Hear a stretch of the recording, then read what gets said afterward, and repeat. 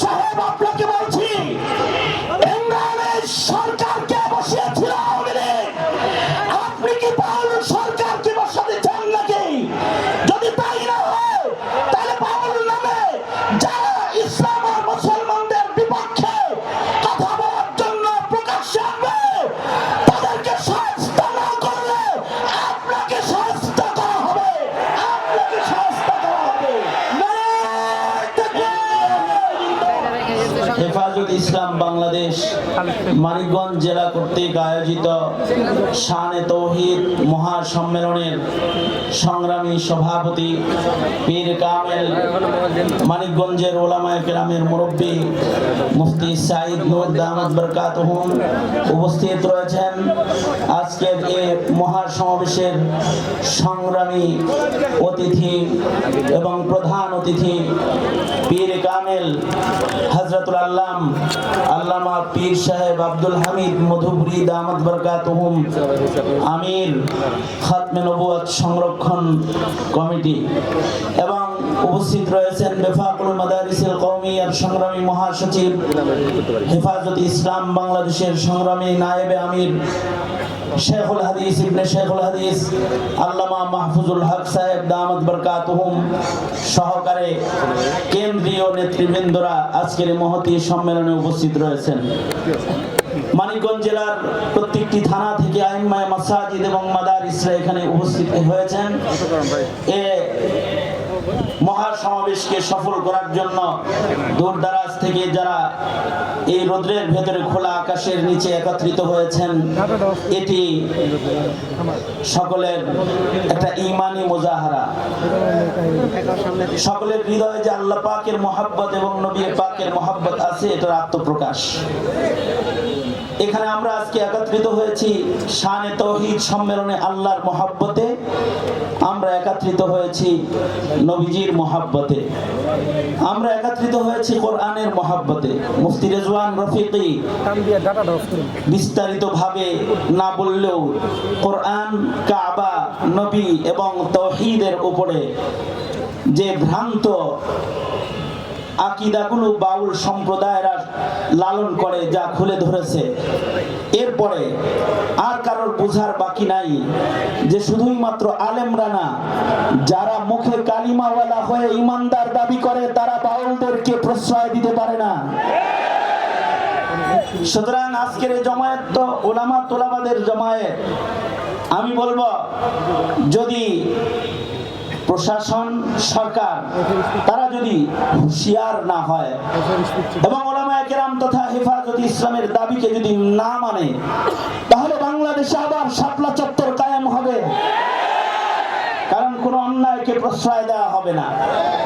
হেফাজত ইসলাম সংগঠিত হয়েছে ইসলামী মূল্যবোধকে দ্বিতীয় বৃহত্তর মুসলিম দেশে প্রতিষ্ঠিত রাখতে, আর ইসলামের দুশ্মন যারা মুসলমানিত্বের উপরে আক্রমণ ও আঘাত যারা করে, তাদের বিজদাত ভাঙার জন্য হেফাজত ইসলাম জন্মগ্রহণ করেছে। এবং এই হেফাজত ইসলাম বাংলাদেশ 2013 থেকে শুরু করে জুলাইয়ের গণবিপ্লব পর্যন্ত যে ভূমিকা অবতীর্ণ হয়েছে, এর প্রত্যেকটি ভূমিকায়ও ছিল ইসলামের স্বার্থ, ইমানের স্বার্থ। ভোটের রাজনীতি করার জন্য হেফাজত ইসলাম নয়, হেফাজত ইসলাম ছাড়াও এদেশে ইসলামী রাজনীতির দল রয়েছে।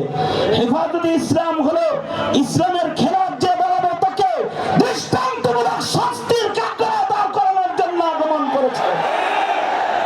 আমি গতকালকেও আমির হেফাজতের সাথে লম্বা বৈঠকে মত বিনিময় করেছি। আমির হেফাজত যে কথাগুলো আমাকে বলতে বলেছেন, সেটা হলো এই তৌহিদি জনতাকে তিনি সালাম জানিয়েছেন এবং বলেছেন, বাউল মতবাদের ব্যাপারে যদি সরকার সতর্ক না হয়, তাহলে প্রয়োজনে তিনি মানিকগঞ্জে আগুন